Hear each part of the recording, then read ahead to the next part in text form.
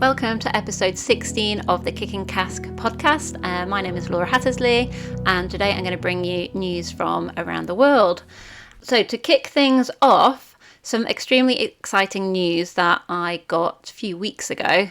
I'd been liaising with a researcher at our local university, at the University of Portsmouth, and I contacted him out of the blue to see, and this was a few years ago, to see if he would be interested in working on CASK disorders. Now, he'd never heard of CASK disorders, but he was very interested, so I went to his lab, and he actually works on zebrafish. So zebrafish are teeny tiny fish, you've probably seen them at aquariums, and they're very good models for modelling disease and just for understanding how biological processes actually work. So he works on those. So I met up with him. He showed me his zebrafish lab, which was really cool to see something like that. And then behind the scenes, he's been working on CASK disorders, but obviously with no funding.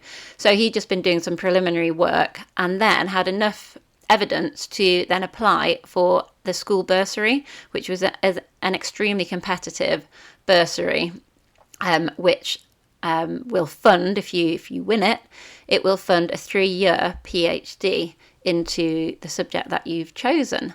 Anyway, Dr. Cayuso has been lucky enough to be awarded the Portsmouth University School Bursary, and next September he will have a PhD student starting a 3-year study on CASK disorders, and they will be creating zebrafish models.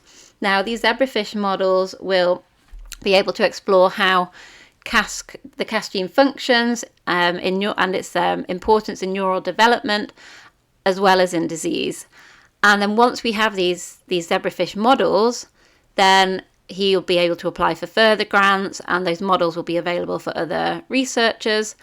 And they're very good for looking at seizures, understanding seizures, and lots of other things. So it's really, really exciting. And this is something that I've wanted for quite some time, but we haven't been able to plough ahead as quickly as I wanted because we didn't have any funding. So this is amazing. Thank you so much to Dr. Cayuso, and thank you so much to the University of Portsmouth for funding this really important study. So that's extremely exciting. Another bit of research news is that Dr. Kyle Fink, who is one of our researchers, well, the lead researcher over in the USA, who is looking to reactivate the CASK gene, he has just published a paper. It hasn't been peer reviewed yet, so it's just in preprint, but he has published a paper on the work he has done in a very, very similar disorder called CDKL5. Now, CDKL5 deficiency disorder is also an X-linked disorder. And what that means is that girls with the disorder carry one healthy copy of the CDKL5 gene, just as girls with CASK gene disorders carry one healthy copy of the CASK gene. But that healthy copy is switched off. So what Dr. Kyle Fink and what we have funded him for, along with the CASK Coalition, is to try to work out a way to turn on this healthy copy of the CASK gene. And he has done that actually for CASK, but he is further down the line with CDKL5, so we can kind of see where our future researchers will be heading. And it has been successful with CDKL5. They used a CRISPR-based epigenetic tool, which basically edits the gene activity rather than cutting into the DNA. And they've managed to create a version small enough to go into an AAV, which is the kind of vector that's used in most gene therapies. And they found it successfully reassembles inside the brain cells and reactivates the CDKL5 gene. So it starts creating the CDKL5 protein. And this is also what he is doing with CASK. They've also done it in mice, and they found that turning the gene on improved multiple behaviours linked to the disorder, including motor skills, coordination and memory. So again, things that are problematic also in CASK disorders. And the latest, what the paper was mainly about, was that they've tested it in brain organoids. And basically, just to sum it up, it shows that reactivating a patient's own healthy gene rather than replacing it is a realistic strategy.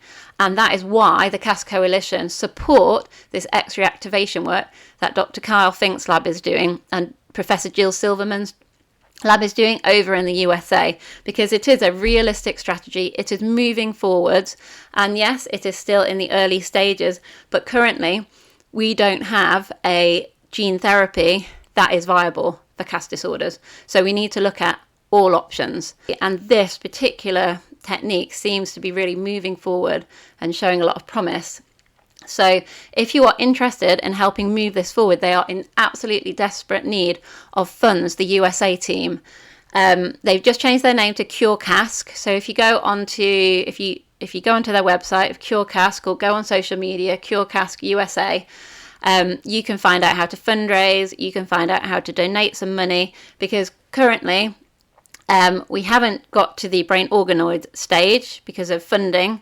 And we have, I believe the Cure CASK team in the USA have managed to fund the preliminary mouse part, but just a preliminary bit. So Professor Silverman is trying for grants at the moment, but if she doesn't get the grants, this won't move forward. So this is really up to the CASK community. We don't want to be left behind. Although CDKL5 disorder is a terrible disorder, I've seen it with my own eyes, and I really hope this works for them. I don't really want to be seeing other disorders having cures, and we just haven't bothered to fund things. We haven't managed to fund things, and we're left behind, because our children are equally important. So if you're in the US, please get in touch with either Tara McCartan or Christy Norton, who run this campaign. They desperately need support, and we desperately need funds. And as I've just said, this latest bit of information shows this is a realistic strategy. So please support them. In other news, the meetup over in France, in Paris, was really successful. The pictures looked amazing. And my husband managed to actually finish his ultramarathon. And I think one of the nicest things was that all the families in France did a big poster for Craig. And that just really shows like the support we get from each other, all the members of the CASK Coalition. That was really lovely to see. So France had a brilliant meetup, and over here in the UK, my husband managed to finish an ultramarathon in 11 hours and has raised, it's going to come up to £2,000, which is absolutely amazing. It's just gone out on social media about updating your Rare X surveys. I've done a little bit of an example with some speech to explain. Now, if you're registered on Rare X, which if you're not, why? You should be registered on Rare X. If you go onto it, you might see a load of new surveys waiting for you to complete, and you might just think, oh my God, how am I going to have time to do these?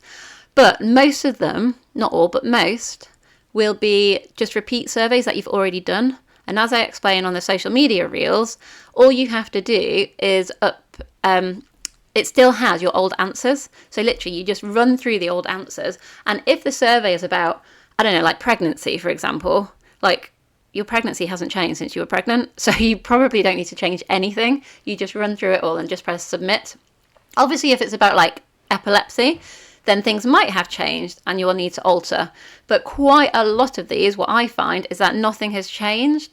And so it doesn't take you any time at all. And it's really satisfying to click submit and that disappears from your dashboard. So please remember to keep going on to Rare X and updating everything, just having a look, see what's waiting for you. So it's mid-November now, and it is coming up to Christmas. I do think now we are allowed to speak about it, and I do think people are thinking about what presents to buy for their loved ones. So just a reminder that here in the UK, we are signed up with Easy Fundraising.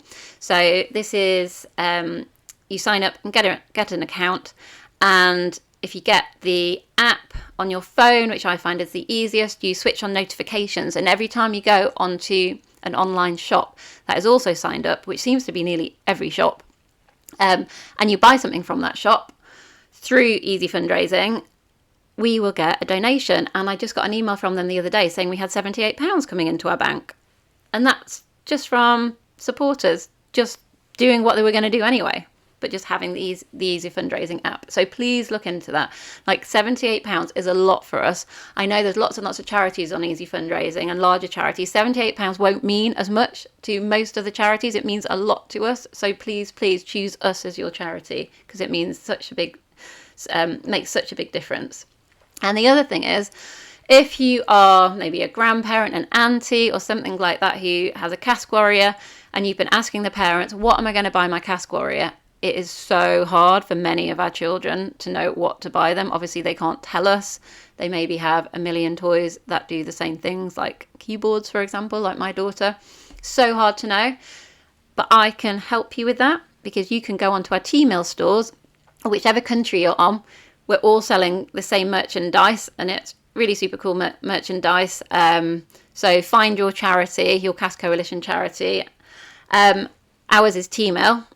If you go onto that and buy something for the CASK Warrior from that site, we do really cute t-shirts and jumpers, then we also get a donation. So you are doing two things. You are buying a present for somebody that's generally very hard to buy for, and you're donating and helping research into their disorder. So I think that is a win-win situation. If you want one other way to help our CASK Warriors this Christmas, then you could think of doing a fundraiser. And on our website, if you look at fundraising, on the fundraising page, if you scroll down to the bottom, there's examples of how to do bingo nights, things like that. But the Christmassy one is, it's called the Advent Lights. And if you do an Advent light trail, it's a really good way of raising awareness. It won't raise loads and loads of money, but it'll raise awareness, which can then turn into lots of money in the future. And what that is it works best, I guess, if you are in a smaller community, like a village or something where you can easily walk around. But I guess if you lived on like a decent sized street and knew lots of people on the street, you could do it. You find enough people to create a window display that's all lit up as if it was an Advent window, but it's a real window. And then you do a little map of where the different Advent windows are, and you open, and one new one is lit up every day, and then that one stays lit up for the rest of Christmas, and then you get more and more every day basically, and you have a little map, and people could pay for the map, or people could do a donation for the map, and they can wander around and look at all the lovely windows that are lit up. So that's a very nice idea for Christmas, and it's really, really easy to organise. I've done it before. It was really simple because you're not the one making the window. That's the hard bit. You get other people to make the windows. So that is all our news, and I will hopefully be back next week.